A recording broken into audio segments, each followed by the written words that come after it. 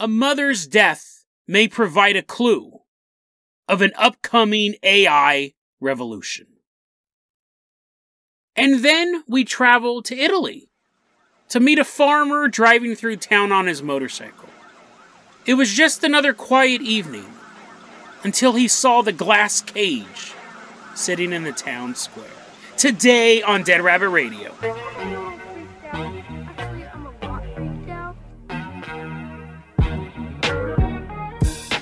Hey everyone, welcome back to another episode of Dead Rabbit Radio. I'm your host, Jason Carpenter. I'm having a great day. I hope you guys are having a great day too. I hope you guys have a ton of fun doing whatever cool stuff you guys are doing. We got a ton of stuff to cover, so we're going to get started right away. First off, coming in right now is one of our Thanksgiving live stream supporters that we had recently. Walking into Dead Rabbit Command, everyone give it up for Walking Stick. There, the name matches what he's doing. He's walking, and he's walking. Joaquin, you're going to be our captain, our pilot this episode. If you guys can't support the show financially, I totally understand, and it's fine. It honestly is. Just help spread the word about the show. Really helps out a lot. And you can also go to our merch store and do all sorts of fun stuff there. You can click on things and buy them. Whee! Joaquin, I'm going to go ahead and start off by giving you the keys to the Jason Jalopy. We are leaving behind Dead Rabbit Command. We are driving all the way out to Hollywood, California. And as we're driving down there, I want to do an update for a story that I had done not too long ago. I actually got some new information. Episode 777, it was Castaways from Beyond the Stars. It's a really cool story about a UFO that crashed on an island. We don't have any more information about that. But on that same episode, I covered the story about a anime convention, and it was like called Anime Friends Brazil. And apparently there is an urban legend that a guy was so into cosplaying as this Naruto character, who like was a puppet ninja, that he took a real corpse from his medical school and stuffed it into his costume. This makes sense. Right now you're like trying to picture this guy walking around with this rotting corpse. We're wearing the same shirt. His like arms are falling off. No, it was like he had this casket or this urn strapped to his back, which is from the show. And it's supposed to be like this puppet drops out, and apparently this puppet was a homeless man's body that the guy who was dressing up as Naruto character. I'm totally butchering it. People even listen to that episode. They're like, what? I totally have lost you. The point is that there's an urban legend that a guy snuck a human corpse into an anime convention. And I said this one might be real. We actually have a screenshot of this magazine. And I famously said, I have no joke. I have had people stop me walking down the street, because a lot of people here in town know that I do this podcast, they listen to the podcast, they go, Jason, you said recently, right when they start, I know exactly where they're going with this. In that episode, I said, I don't speak Spanish, but I know a little bit of Latin, so when I'm reading this article about this Brazilian rumor, it does look like it mentions a little bit about a decaying body, and I got stopped multiple times, and they said, you know they don't speak Spanish in Brazil, right, bro? Is that like a bit? Were you doing a bit? And I'm like, eyes are going side to side. Yeah, it's pretty funny, huh? So they don't speak Spanish in Brazil. They speak Portuguese, right? And the magazine was not in Spanish, but this was interesting. I was able to make out a couple of the words. After getting publicly flogged for making that mistake on YouTube, Chyme Chili on YouTube said, who does speak Portuguese, and they're Brazilian, and they were able to translate the article. They said, listen, it was a weird angle from the photograph, and it was blurry, but this is cool, because this gives us more information. What the article actually says, what they can read at least, is that there was a rumor about an Anime Friends convention where a guy was carrying a cadaver. In the article, though, it says it was a small animal, likely a howler monkey.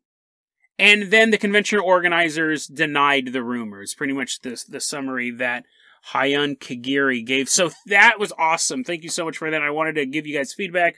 Wanted to give them that shout out. Very, very interesting. So yeah, it does sound... I was thinking it was weird. Carrying around 180 pounds of dead weight, whether or not you put it in a box, that's going to be an ordeal. That's a long day at the con. A little howler monkey, but that makes a little more sense. But I wanted to update that story, and probably something to it, probably something stinky in there, but not a human corpse. So thank you, and that is a really cool update. I really like that story. because conventions are already really smelly places. So if you can smell something over the normal smell of the unwashed nerds, then you know that it's bad. Then you know that it's bad. I spent many an hour at Magic the Gathering, at not cons, but I'd go to a lot of comic book shops playing Magic the Gathering and Jihad and all this stuff, these old card games, and the smell is quite unbearable. But we are done with that story, Joaquin. Let's go ahead and keep driving that Jason Jalopy down here to Hollywood. And we get out. We're walking around. We're not looking for Steven Spielberg's house. That is not what this episode's about. It's not a callback to yesterday's horrifying episode. We're walking around Los Angeles, and we come outside a studio, and it's like, has all the big posters of all the television shows that are going on, and we're like, hey, look, it's Will and Grace. We check our watches, we're like, what? Is it 2012? Why is that still up there? And we're seeing all these television shows, like this is where they filmed the set. We're standing outside, and we're looking at this Will and Grace sign, and we're like, oh, that's kind of weird. That's still up. That's kind of weird that anyone watched this show in the first place. And we see kind of this hustle and bustle going into the studio. And going into the studio is the staff of this whole show. One of the people who's working on this show, back when it was actually in production, was a woman named Karen Ray Schick. She's an assistant director who's had a very, very long career in Hollywood. The very first show that Karen worked on was one of my favorite shows growing up. I don't know how well it holds up, but I remember just being thoroughly entertained by this show. So hats off to you, Karen. That's not a joke. Get a Life, starring Chris Elliott. You guys remember that show, Get a Life? Fox was always trying to do like really weird entertainment. They still do with stuff like It's Always Sunny, but Get a Life was unlike any sitcom. It really spoke to my Kids in the Hall comedy sensibilities. I loved Get a Life, and that was her first show as well, and she worked consistently. I mean, it almost looked like she was doing multiple television shows a season, and this goes on and on and on, and she's doing some really, really big shows as well. Long career in Hollywood, but she's passed away recently. She's passed away, and that's where this story starts, because Karen Ray's child one day wanted to kind of Google her and kind of see, just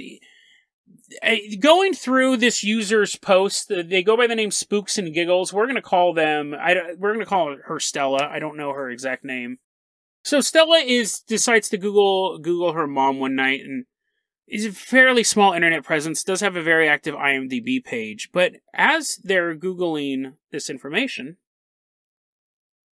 they get directed to a website called Celebrity Deaths. You go, what? That's weird.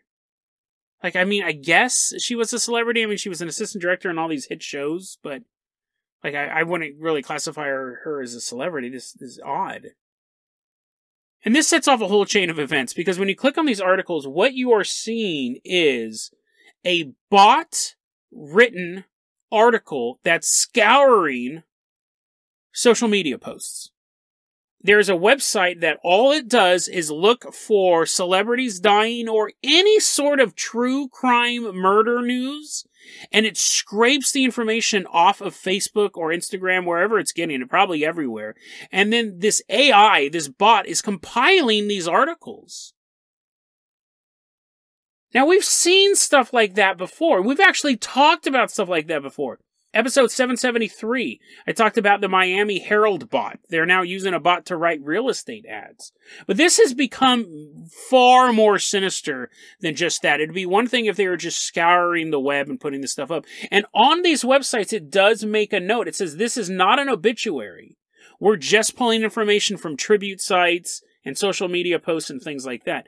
When we go to these sites, Stella kept saying, because they started posting all over Reddit about this. And I honestly thought it was an ARG. I almost ignored this story when I first saw it, because I was seeing this in Mysteries of the World. I was seeing this in Reddit Bureau of Information and all this, or Investigation. I was seeing this in all those places. There was no engagement. No one was playing around with it. I was like, it's probably just an ARG, but for whatever reason, I went back to look at it. And they said, listen, I'm finding all these sites that are mentioning my mom's name. It looks like a bunch of them are from India. I don't know what any of this stuff means.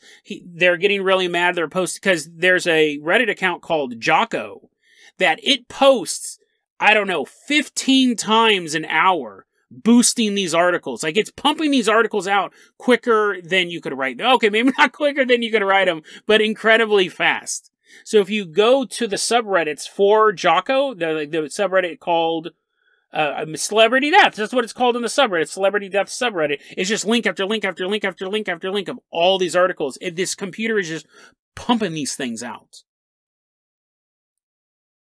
I'm sorry, the subreddit's called Death Obituaries. Death Obituaries is the name of that subreddit. Dozens of posts an hour. And that's weird, right? The fact, what would be the point of scouring this stuff to get this information? And people, there was some engagement on Reddit, and they go, it's clicks, right? They have you click on this, and then they get a couple pennies. And if you do this enough times, then the pennies add up. The question is, why are they trumping up Karen as a celebrity?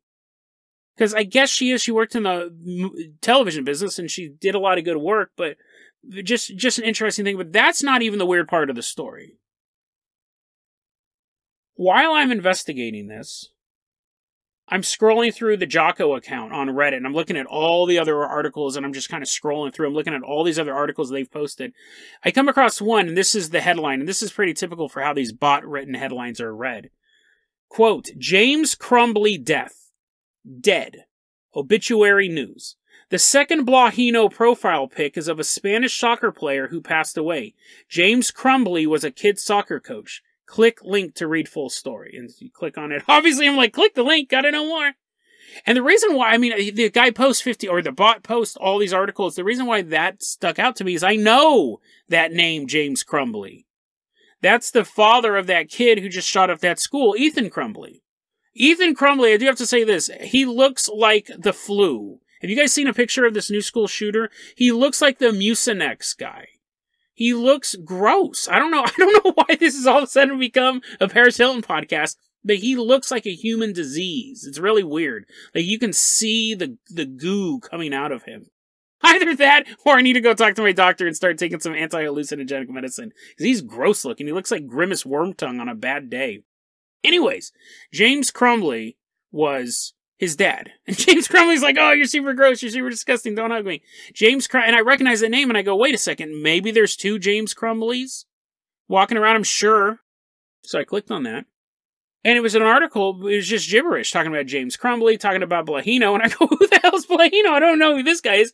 Blahino is a weightlifter who's so notorious, apparently he has his own Wikipedia. Not his own Wikipedia page, he has the Blahpedia, where people post stuff about all this cringe things he's done.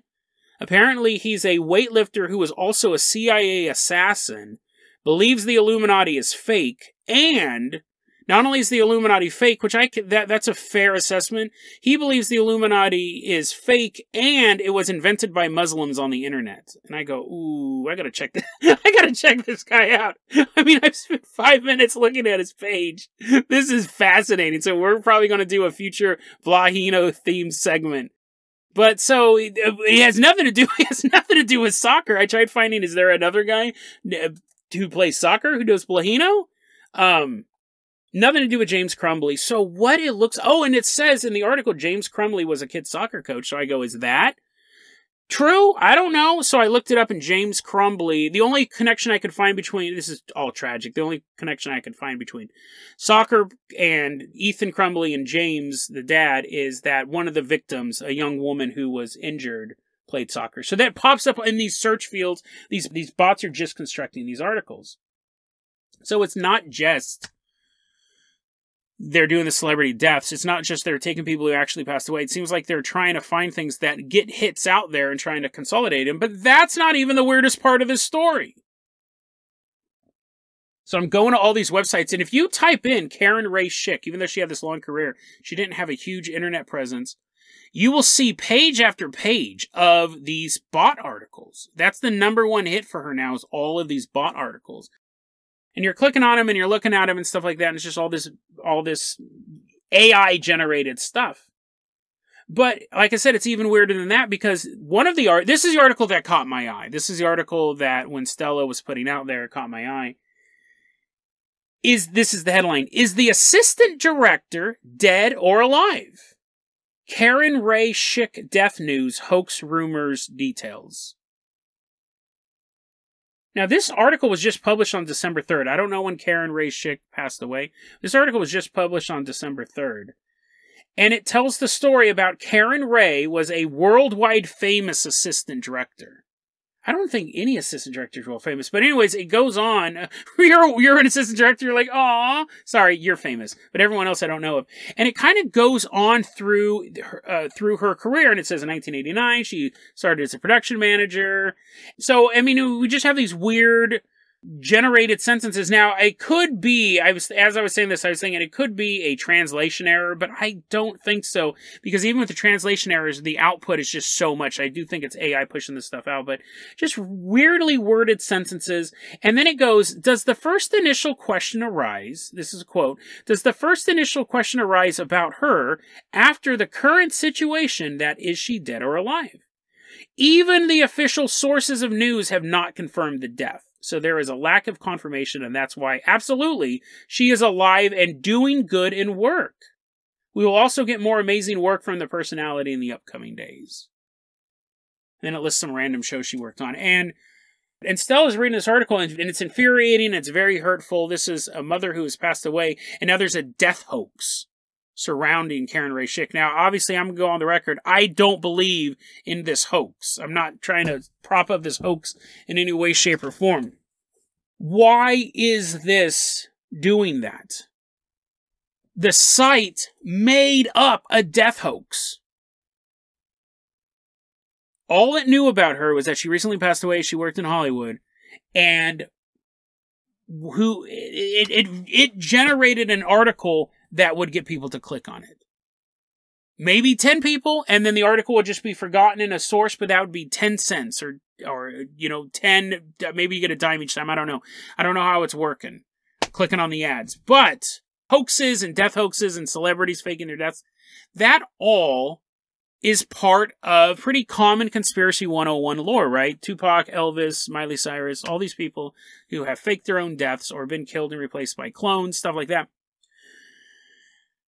So we are at a point that I predicted this, a couple weeks ago. I did an episode called, Should We Melt the Conspiracy Theory Iceberg? It was episode 704, so it was actually a couple months ago. But the point is that we were coming across conspiracy theory icebergs that were generated by AIs. And I said eventually we're going to get to a point where you're going to have conspiracy articles written by AIs. And here we are now. It's happening now. This is a conspiracy article. It's not true. It's not true. And it's written in a mysterious way that maybe they are alive. And then it says, no, they are alive. All that information was fake. It made up a conspiracy theory. Now, 99.999%, and this is not to diminish her work, but 99.999% of humanity will never Google or look up the name Karen Ray Schick. They just won't. So I don't understand why this is doing that. I guess that if you do it enough and you get enough clicks, they're getting what they want. But this is such a niche article. Niche? Whatever. The point is, it's such a small audience for the article. It's an assistant director who recently passed away, and then people who are also into death hoaxes. And it's almost there. The machine is almost ready to go. Because here's the thing. You keep perfecting that. And they see which articles get the hits and which ones don't. That James Crumbly article with Blahino probably got a lot more hits. Because a lot of times it's just a local crime thing. Guys got shot at ATM. And no one's really going to click on that. I mean, maybe the guy's family is sad. But they'll just go to the legitimate news. But like the James Crumbly Blahino thing, that probably gets more clicks. This AI is going to keep fine-tuning itself. It's that whole idea. You build a machine that makes nothing but paperclips, and eventually it turns the entire universe into paperclips because it has one sole purpose, to make paperclips. We're creating AIs that have a purpose to create clickable articles, and it will learn what articles are the most clickable. Whether or not they're true or not is irrelevant. Whether or not the planet Saturn wants to be turned into paperclips is irrelevant. And the AI will get good enough, and it knows what we want, and it will make conspiracy theories up, and the worst part is people will believe them. Not a lot of people read articles nowadays. A lot of people just read the headlines. But as this AI, and I'm not saying it's going to happen tomorrow, but I didn't think this was going to happen as quickly as it did. But I think that's what we're going to see. We're going to start seeing these AI-generated conspiracy theories getting out there, and most of them are going to be like this, just a blink. It really, really irritates the people that it's close to, but no one else is aware of it. But then we're going to get the big ones. Some big ones, like, I don't know, flat earth level, but orange is evil, monkeys don't exist level, which is, it does have a cult following. And the AI will learn how to make better conspiracy theories, and people will start to believe them. Utter nonsense. They will believe utter nonsense because the computer told them to. This is a very, very dark path we're going down. And that's not even the weirdest part. Because as I was researching this story, I got hacked. My pCloud account, which I never really have anything in, suffered multiple brute force attacks. And so I took the IP and I put it in my IP locator. They came from India. And I put those links in the show notes. You can actually see the IP and where it was at. As I was researching this, just because I was clicking on these links, my Google account started flipping out. I got multiple emails going, there's an attempt, someone's trying to log into your account, someone's trying to log into your account, and they're doing it from multiple locations. Because I was clicking on these articles. Now, I'm a seasoned computer guy, right? I know my way around computers. I work with other people's computers. I do not get viruses easily. This was just from pulling up the website. This was from me not clicking on anything. Not watching an ad, not seeing a sexy Ebony video game ad, just from pulling up the website and going there and looking at it. My pCloud account had several brute force attempts. And I, you have that two-factor authorization set up and all that stuff. So that's the future. That is the future of, I think, conspiracy theory content. We're going to have to fight against this because it's going to be really cool and it's going to be super sexy. And the stories the AI will put out will speak to us on a certain level and it will make us go, whoa, this is coming from some enlightened person. They'll get better at the text generation. They'll get better at the sentence structure and those headlines to get people to click on it in the first place. They'll be indistinguishable from what a normal lunatic would write. And it'd actually be better because it would be fine-tuned for what type of things people are into. Could you imagine an AI getting a hold of a Pizzagate level, creating a Pizzagate level conspiracy? That's what I'm worried about. So, yeah, fascinating story. Sorry for your passing, Karen, and sorry for the pain that it's giving to your child. That's awful. Because they're like, I don't want this. So, but it is a harbinger, I believe, of future bad. Joaquin, let's go ahead and leave behind this story. I'm going to toss you the keys to the Carpenter copter. We're going to leave behind Los Angeles, California. We are headed all the way out to Avonio, Italy. It's spring 1980. And there's like bumblebees flying. They're like sitting on flowers. And there's like the sun is going goodbye. And because I just looked down at my notes and it takes place at night. The sun sets and then it's like an evening. It's a cool, crisp spring evening in Italy. There's a local farmer riding his motorcycle through town. Let's call him Terry. So Terry...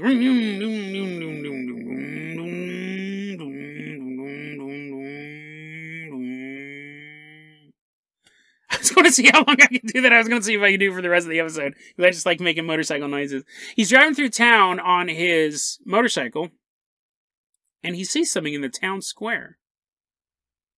A giant glass cage. He stops his motorcycle.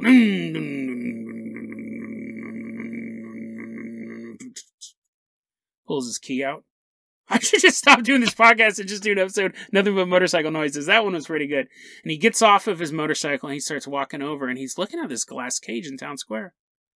Now, it doesn't say exactly what time of night this was. It doesn't say how alone he was, but I'm imagining there weren't a lot of people around because he's the only one at this point who notices this giant glass cage. And you're thinking maybe it's an art project, right? Maybe, but if you let me finish, if you didn't interrupt me, I could tell you what was going on here. So, walking towards this glass cage, and he sees inside of it is something.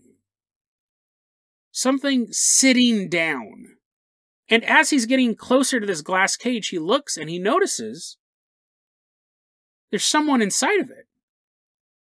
Or something. This figure was very tall. Even sitting down, Terry could tell how tall this thing was. It was sitting straight up. with its hands on its knees, perfectly poised.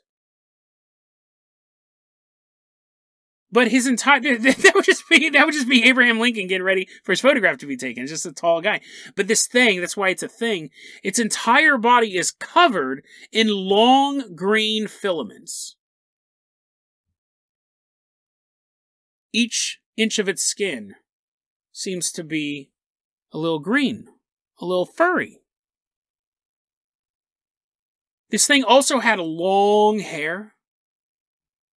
But for whatever reason, fashionable, interdimensional physics, its hair was standing straight up in the air. He continues walking towards, I would have left a while ago, right? I would have been making motorcycle noises back at home. He continues walking towards this giant green monster, and that's when all of a sudden he's hit with a powerful odor. It is so strong it actually begins to disorient him.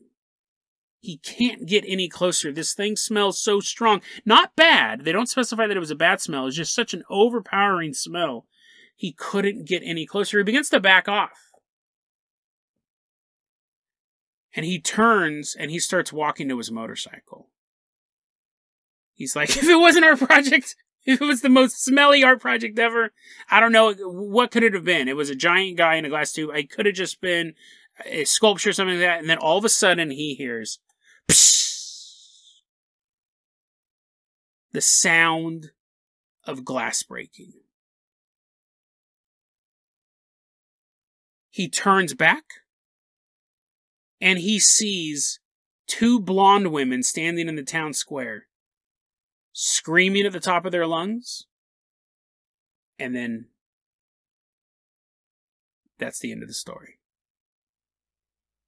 According to the report, it just says he walked back to his motorcycle and then heard a sound similar to glass breaking. As he looked back, he saw two blonde girls screaming. No other information is how this report ends. And that was reported by Maurizio Verga. He actually is a really big UFO writer in Italy. He wrote the very first, he at least what he claims, the very first book of UFO sightings in Italy in English. It was the very first time that those sightings had been translated to English. There's so much stuff you could talk about with this story. As short as it is, there's so many places you can go with it. We don't have a ton of information. I tried looking for the book that this specifically came from. I couldn't find it, but he is still putting stuff out. And I'll tell you this right now. If you want to go to the website of this man, Maurizio Verga, you will see the website of an Italian UFO researcher. If you picture an Italian UFO researcher, it's him. It's the hunkiest researcher you've ever seen. Like, the photos, like, it's like, welcome. Here are the books I have to sell about E.T., and the website is bordered in photos of him with, like, his shirt off.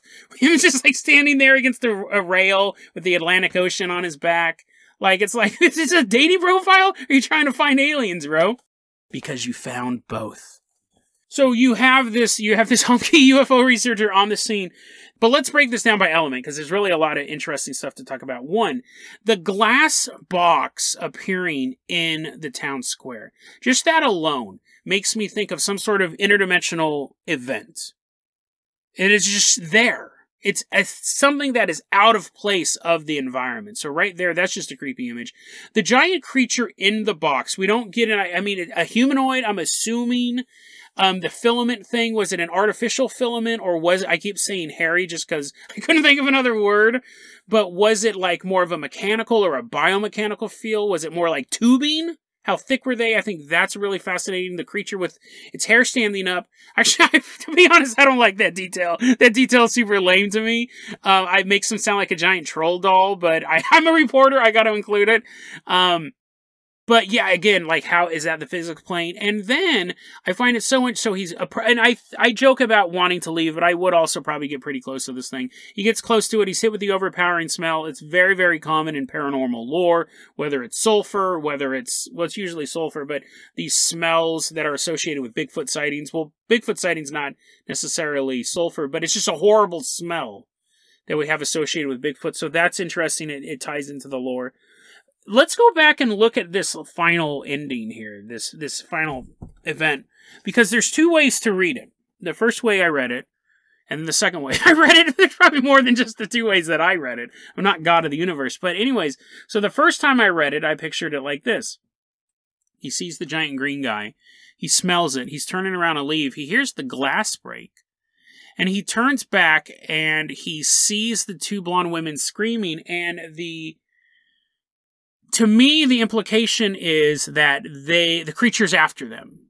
That they got too close to it and the creature broke out of the glass cage and was coming after him. That was my initial read on that. No other information is how that ends. What a great cliffhanger. Like, did this thing come out and, eat them? Did it brutally maul them? Did it throw an arm around each babe and be like, where's the nearest club, women? I'm from Orion's Nebula and I'm ready to party. Like, we don't know. We don't know. But there's another way to read it, too. Just using the exact same text. And this is when I was reading it later, this was like, well, maybe this is what happened. He then heard a sound similar to glass breaking. As he looked back, he saw two blonde girls screaming. No other information. He hears the shattering of the glass. There's a big giant green monster in the glass cage. He hears the shattering of the glass. He's not looking at it. He turns back. And now, in place of the glass cage, he sees two blonde women screaming.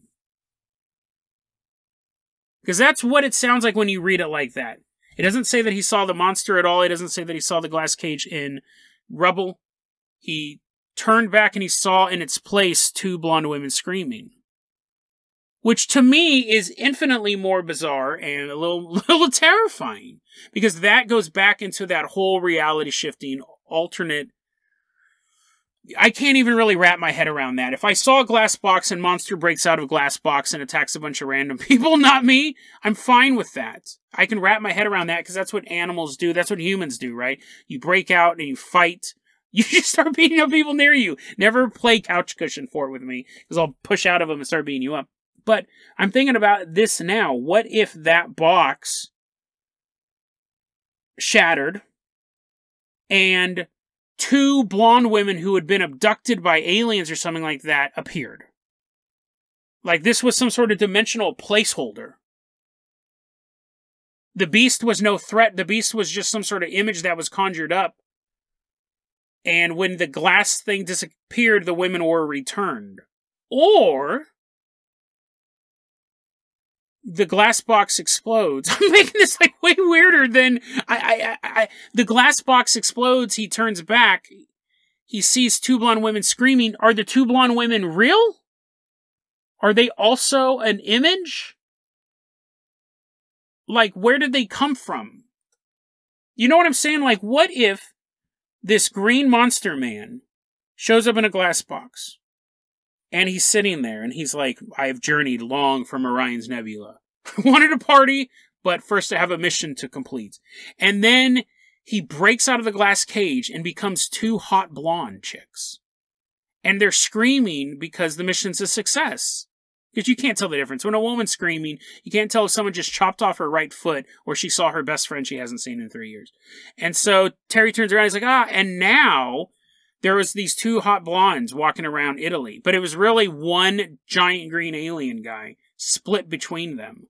And they're like going to the clubs and they're like dancing with each other, all sexy against each other. But for him, that would just be him like playing with his own, like tweaking with his own nipples, little nipple clamps. But to everyone else, looks like these two hot blondes are like rubbing up on each other. And then he goes, okay, I got that out of my system. I really wanted to, it's like, next up, the shower. But anyway, so after about 2 or 3 weeks of him just exploring himself or herself, now that he's two blonde women, then they go get a job at like, I don't know, a nuclear power plant. Do they have those in Italy? Do they have those in Italy? They go to France. What if he has used these blonde women's bodies to infiltrate our planet? Because I'm going to tell you this right now. That is the perfect disguise. Because people will let you go anywhere. Like if you're walking into if I was walking into a nuclear facility, they'd be like, Jason, they'd immediately recognize me. They're like, not again. No, you cannot have any plutonium. And if you did, it would not turn you into a superhero. You have to leave. But imagine like a super hot blonde, like walking by. She's like, oh no, I need to go in there. There's like an open reactor. They're like, sure, go ahead. And if there's two hot blondes, I'm glad, does it even say in the notes that they're hot? It just says they're two blonde girls. But, you know, if two hot blondes showed up at the White House, they're like, we want to see the president. The Secret Service is going to be like, that's cool. And just like, let them in. My point is I don't know what this ending is. Not this ending I'm recording right now, but this ending of the story. I think there's the way to read it, and I think the classical way to read it is the monster broke out and went after the girls, and maybe we have lost time. Terry doesn't really remember what happened. Because that is very common in UFO lore, that something crazy happens and then the memory just stops. Totally possible. But it would also be 100 times more puzzling if he turns around, the green monster's gone, the two blonde women are there screaming, and then they just walk away. That would also just be the end of the story. And you would have a harder time wrapping your head around that. Monsters attacking people, that's what monsters do. Monsters turning into people, or monsters ceasing to exist, and then two people just standing there. That's way weirder, and it's infinitely more scary. Infinitely more scary, because then I have to wonder, who's to say, like when I'm walking down the street, that the people around me aren't giant green monsters split in half. They probably aren't, right? If that's your unique paranoia, I'm not trying to worry you, but it would be the perfect way to infiltrate. Coming down and turning into beautiful women, and you would like be marrying like super powerful people. You'd be marrying UFO researchers, hunky UFO researchers. Ooh, that would be, yeah, I wonder, actually, now that I say that. That would be really good in aliens come down and then they start banging UFO researchers because, you know, we're like the top of the genetic breed. But then they could change our research. So yeah, I don't know. I think they're like chasing the story was actually really creepy. The idea that there's a monster appears in the middle of town and starts chasing women, that was creepy. I don't know. That was creepy. I don't know what you're going on about all this. Women can go anywhere. Where are you even at when you're saying that a beautiful woman can walk into a nuclear power plant? I'm not saying, okay, maybe not the White House, but I think it's easier for them to get access. And I'm talking like top models, right?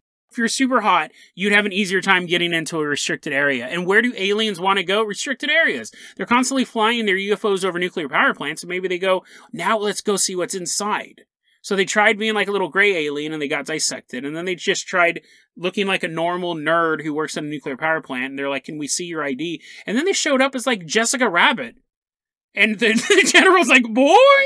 His eyes are like, whoa, whoa, whoa, whoa. They're like, oh, we need to keep him away from that plutonium. I think it's starting to melt his face. He's all, aw.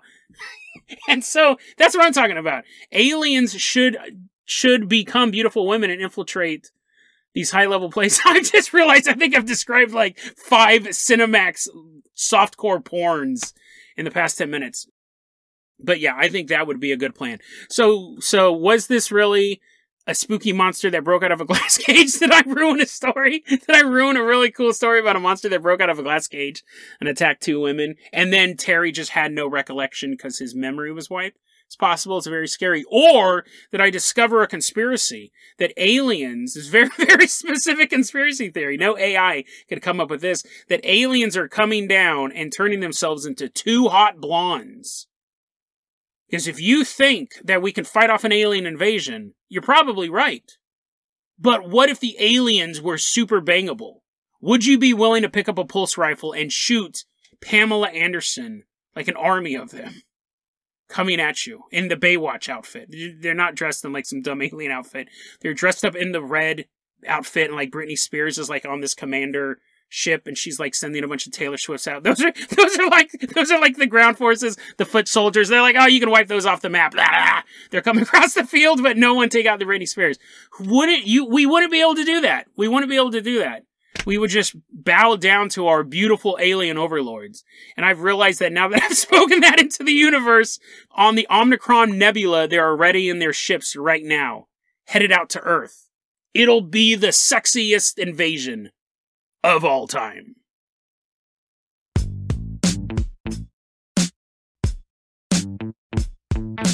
DeadRabbitRadio@gmail.com is going to be our email address. You can also hit us up at Facebook.com/DeadRabbitRadio. TikTok is @DeadRabbitRadio. Dead Rabbit Radio is the daily paranormal conspiracy and true crime podcast. You don't have to listen to it every day, but I'm glad you listened to it today. Have a great one, guys.